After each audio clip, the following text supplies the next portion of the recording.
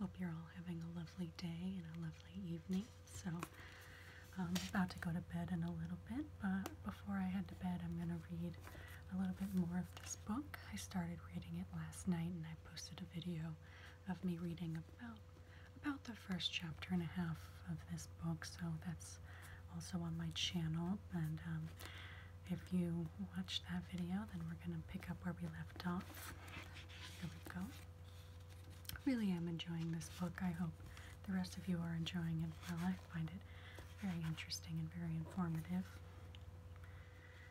So picking up where we left off. What is childbirth in nature really like? There was once a time when all childbirth was natural. There were no C-sections, no pitocin, and no fetal monitors. All babies were breastfed, and mothers carried their babies against their bodies constantly.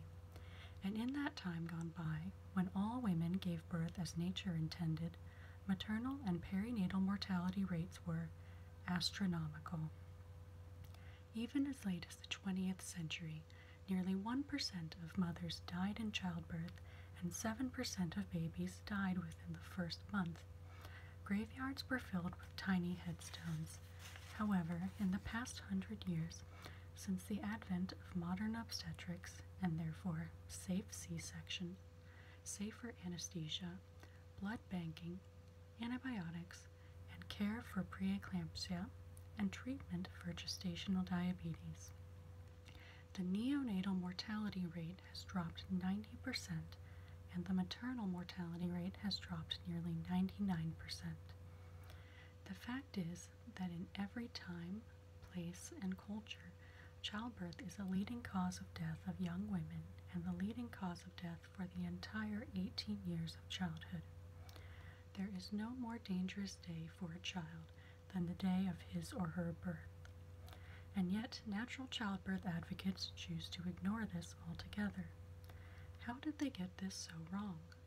Ironically, the very success of childbirth interventions has allowed for the idealization of birth and set the stage for contemporary advocates of natural childbirth to bemoan the state of childbirth in America. Their bete noire is that medicalization of childbirth, the large number of C-sections, the rate of interventions, the use of fetal monitoring, all of the practices now employed to keep women and their babies safe. It is the currently incredibly low rates of neonatal and maternal mortality that have allowed natural childbirth advocates to imagine that childbirth is inherently without danger, and that obstetricians are the one who have complicated it and stripped it of its spiritual meaning by the liberal use of technology. The reality is that childbirth is safe only because of the liberal use of technology. Natural childbirth advocates long for an imagined past that literally never existed. Natural childbirth now has an almost cult-like status. Celebrities like Gisele Bündchen, Julianne Moore, and Jennifer Connelly wax poetic about the virtues of natural childbirth. Rarely a week goes by without a movie or TV personality boasting about her planned natural birth. It has been broadcast from the powerful viral pulpit of the TED Talk, with the mother of a home birth movement, Ina May Gaskin, recently delivering a TEDx talk called Reducing Fear of Birth in U.S. Culture. The wonders of natural childbirth have reached a peak as part of the cultural zeitgeist. The paleo fantasy of birth. The idealization of childbirth is a result of the contemporary idealization of nature. In direct opposition to the reality of nature, red in tooth and claw, nature is now viewed as not merely benign, but perfect. Professor Marlene Zuk, writing in her book Paleo Fantasy, What Evolution Really Tells Us About Sex, Diet, and How We Live, explains that contemporary Americans are fixated on the imagined behavior of our romanticized hunting and foraging ancestors. As Zuck notes, contemporary Americans falsely believe that our bodies and minds evolved under a particular set of circumstances and in changing those circumstances without allowing our bodies time to evolve in response, we have wreaked the havoc that is modern life. In this fantasy scenario, we would all be happier and healthier if we just lived like our ancient forebears. Similarly, natural childbirth advocates claim that birth evolved for a hunter-gatherer lifestyle. They insist that using modern technology and childbirth on women evolved for non-technological birth has wreaked havoc on women and babies. That's why natural childbirth advocates insist that women should give birth the way nature intended. The aforementioned Ina May Gaskin, arguably the most outspoken midwife in the natural childbirth movement, refers to becoming attuned to the ancient wisdom of women's bodies in order to give birth without medical intervention, as if our ancient selves were innately perfect birthing machines with whom we must reconnect. According to Gaskin, the Creator is not a useless mechanic. Human female bodies have the same potential to give birth well as aardvarks, lions, rhinoceri, elephants, moose, and water buffalo. Why didn't Gaskin involve more common domesticated animals like cows, horses, sheep, dogs, and cats? Perhaps it is because she realizes that anyone with experience caring for farm animals and pets knows that birth complications and even death are quite common. Horse intrapartum mortality is 13.7%. Lamb neonatal mortality is 14.3%. Among dogs, 24.6% of litters experience at least one death. In other words, even animals are not perfectly evolved to give birth. How clever of Gaskin to evoke animals that are exotic to a majority of people so that she can argue that their births are perfect. Similarly, hunter-gatherers were never perfectly evolved. They represent the best adaptations to conditions as they existed at that time. Conditions have changed dramatically over the past 10,000 years, which means that what was good for them has little relevance to what is good for us. There was never a time that women were perfectly designed to give birth, because there has never been a time that any species has been perfectly evolved for anything. Moreover, and this is a critical point that is completely ignored by paleofantasists, we have continued to evolve in keeping with our changing environment. Human beings have the advantage of technology. We can change our environment and ourselves in ways that evolution would never allow. 10,000 years ago, if a woman began labor with her baby in a persistent transverse position, both she and her baby were guaranteed to die a slow, painful death. Today, that mother would have a C-section, and both mother and baby would happily survive. 10,000 years ago, that mother and baby would have been evolutionary losers. Today, they are winners, no thanks to adaptation, but to technology. The currency of evolution is offspring. If your offspring survive to reproduce, your species wins. If they die, you lose. It's that simple. There are no extra points for vaginal birth or breastfeeding or any other attempts to emulate our foremothers. The woman who has lots of children born safely and healthily, even if they are born via C-section and are bottle-fed, but who themselves go on to reproduce, is a winner. That woman is perfectly designed for the environment in which we live. No, natural is not better. Natural has become a loaded term, one that means better, often more expensive, and therefore accessible only to the privileged. Natural is now a marketing term and often has nothing to do with nature at all. Advertisers employ it. Organic food purveyors rely on it. One of the more amusing examples of this phenomenon is Simply Natural Cheetos, as if Cheetos were the preferred snack of prehistoric peoples. And this bizarre idea of natural is obviously at the heart of natural childbirth advocacy, lactivism, and attachment parenting. Yet the belief that natural is better has arisen in a society that proves in every possible way that natural is not better. The average human life expectancy in nature is approximately 35 years. The average human life expectancy in first world countries approaches 80. What has been responsible for the doubling of life expectancy? It is technology, not nature. Consider the most fundamental of public health advancements, protecting ourselves from harmful pathogens. To do so, we depend on a variety of strategies that aren't natural. Human waste can cause disease that can be averted with sewer systems. Clean water requires purification plants. Millions around the world live without sewer systems and clean water.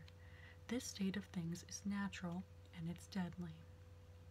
How about our efforts to prevent starvation? Farming is not natural. Hunting with weapons is not natural. Domesticated animals are not natural. Yet all have profoundly improved the viability of human life. What about efforts to prevent infections or treat illnesses? Cleaning a wound with antiseptic is not natural. Removing an infected appendix is not natural.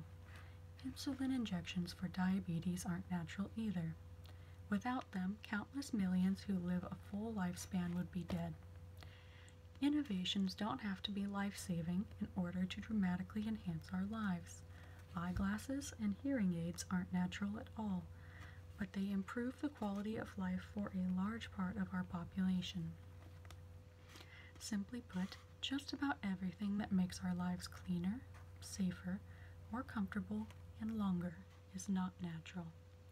So why is contemporary society biased towards the natural? Marketing has played an enormous but largely unappreciated role in promoting natural in order to distinguish products in the marketplace. Marketers have woven a fantasy of benevolent nature that invariably costs more. Organic food is a big business, but it provides no nutritional benefits. Homeopathic remedies are just bottled water at a premium price.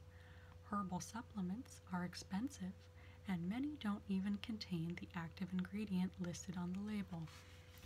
Not surprisingly, Americans with the most disposable income have the means to follow these trends. The fact that rich people choose to spend their money on a product makes it that much more desirable to everyone else.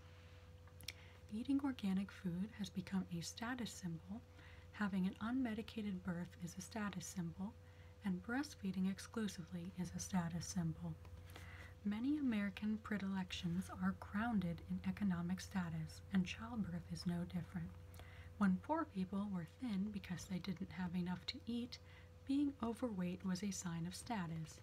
Similarly, when poor people were tanned because they primarily worked outside, white skin was a sign of status. When poor women couldn't afford anesthesia for childbirth, access to anesthesia was a sign of status. Natural childbirth costs money. A pregnant woman must buy books and hire childbirth educators and doulas. In the case of home birth, she must pay a midwife, buy a birth kit, and rent a birthing pool. Breastfeeding is a particularly interesting status symbol. Infant formula became popular in the 1950s in a milieu where technology itself was a status symbol. The rich could afford the superior technological wonder of infant formula, while the poor had to make do with breastfeeding. Now that most Americans can afford formula, it has become déclassé. Moreover, breastfeeding is much easier for women who have extended maternity leaves, access to an office to pump, or a breadwinner spouse who allows the mother to stay home with her baby indefinitely. It is much easier to breastfeed if you are a corporate CEO than if you are a hotel chambermaid. Natural is now the status symbol, which is why breastfeeding is far more prevalent among well-off white women than among the rest of society. From an object point of view, there is no evidence that natural is better. As I have noted, nearly everything that has improved our comfort, health, and life expectancy is not natural. Nonetheless, The bias persists that if it is natural, it must be good, even when there is a massive amount of evidence to the contrary, as in the case of childbirth. And of course, there is a supreme irony that childbirth advocates and lactivists use every technological method at their disposal, the internet, advertising, and lobbying, in an effort to argue that technology is bad and natural is good. The fact that we are still here does not show that childbirth is inherently safe. Romanticizing childbirth involves romanticizing evolution. Natural is not a synonym for safe, and we understand that in other areas of life. For example, tobacco, cocaine, and snake venom are natural. They are not safe. Hurricanes and earthquakes are 100% natural, and yet they are responsible for death, suffering, and destruction. Natural means one thing only. It happens in nature. The world tells us absolutely nothing about whether what we are talking about is safe or dangerous. Many natural childbirth advocates claim that childbirth must be safe because we are still here. As British midwife Sarah Wickham writes, "Remember that women have been having babies for millions of years without the aid of hospitals or medical intervention, and if birth didn't work, then we wouldn't be here now. Women's bodies are designed to have babies. Trust your body. Trust your baby. Trust birth." This claim reflects a fundamental lack of knowledge about evolution. The fact that we are still here tells us only that in every generation the number of people who lived exceeded those who died. It doesn't tell us anything about the ratio. So, for example, the human population will grow at a certain rate if each couple has 3 surviving children. It does not matter whether the couple had 3 children, all of whom survived, or 10 children, 7 of whom died. We know from the biology of other animals that reproduction has a tremendous amount of wastage. We've all seen documentaries about sea turtles that lay hundreds of eggs, yet only a few baby turtles survive the treacherous clamber across the beach to the safety of the ocean. We know that some animals, like salmon, give up their own lives in the process of reproduction. There is a tremendous amount of wastage in human reproduction, too. The miscarriage rate for established pregnancies is 20%. That means that 1 in 5 pregnancies will not result in a live birth. Without modern obstetrics, many women and babies did not survive the process of pregnancy and childbirth. These deaths were a natural part of human reproduction. In nature, before the advent of modern obstetrics in the early 20th century, up to 1% of human births resulted in the death of the mother. To put a 1% maternal mortality rate in perspective, it is twice as high as the mortality rate for receiving a kidney transplant, and a bit less than half the mortality rate of having triple bypass heart surgery. Despite the inherent dangers to women delivering children, it is eye-opening to realize that the chance of the baby's dying has always been dramatically higher than that of the mother's death. Approximately 7 out of every 100 babies died, compared to approximately 7 per 10,000 today, 100 times smaller. A possible death sentence with every pregnancy. How unfortunate, then, that contemporary natural childbirth advocates have forgotten the experiences of women who lived before the advent of modern obstetrics. Consider the long history of childbirth prayers. As Professor Dolores LaPratt notes in Childbirth Prayers in Medieval and Early Modern England, childbirth was recognized as agonizing long before obstetricians existed. "Have mercy upon me, O Lord, have mercy upon me, thy sinful servant, and woeful handmaid, who now in my greatest need and distress do seek thee. Behold, with grievous groans and deep sighs, I cry unto thee for mercy," as life-threatening to the mother. "O my Lord God, I thank thee with all my heart, wit, understanding, and power, for thou hast vouchsafed to deliver me out of this most dangerous travail." and is dangerous for the baby, as indicated by this incantation meant to be uttered while stepping over her husband. Up I go, step over you, with a living child, not a dead one, with a full-born one, not a doomed one. LaPratt concludes that these prayers represent the pervasive fear of death and disability as a result of childbirth. In Under the Shadow of Maternity, American Women's Responses to Death and Debility Fears in 19th Century Childbirth, Judith Walzer Levitt explores the ways in which the constant fear of death in childbirth and the frequent experience of death of sisters and friends in childbirth shaped the lives of women in the 19th century. She writes, young women perceived that their bodies, even when healthy and vigorous, could yield up a dead infant or could carry the seeds of their own destruction. 9 months gestation could mean 9 months to prepare for death. A possible death sentence came with every pregnancy. Natural childbirth advocates appear to be unaware or unwilling to acknowledge the reality of permanent disability due to childbirth. For some women, the fears of future debility were more disturbing than fears of death. Vesicovaginal and rectovaginal fistulas, which become incontinence and constant irritation to sufferers, unsutures perineal tears of lesser degree, which may have caused significant daily discomforts, major infections, and general weakness and failure to return to pre-pregnant physical vigor threatened young women in the prime of life.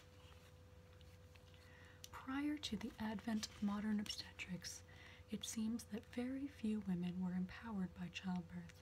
The testimony of individual women is heartrending. Josephine Preston Peabody wrote in her diary of the most terrible day of her life when she delivered her firstborn, the almost inconceivable agony she lived through during her day-long battle with 1,000 tortures and thunders and ruins. Her second confinement brought great bodily suffering, and her third, the nethermost hell of bodily pain and mental blankness. The will to live had been massacred out of me, and I couldn't see why I had to. Between oceans of pain, wrote one woman of her third birth in 1885, there stretched continents of fear, fear of death, and dread of suffering beyond bearing. Surviving a childbirth did not allow women to forget its horrors. Lily M. Jackson, recalling her 1905 confinement, wrote, while carrying my baby, I was so miserable. I went down to death's door to bring my son into the world, and I've never forgotten. Some folks say one forgets and can have them right over again, but today I've not forgotten, and that baby is 36 years old. Too many women shared with Hallie Nelson her feelings upon her first birth. I began to look forward to the event with dread, if not actual horror.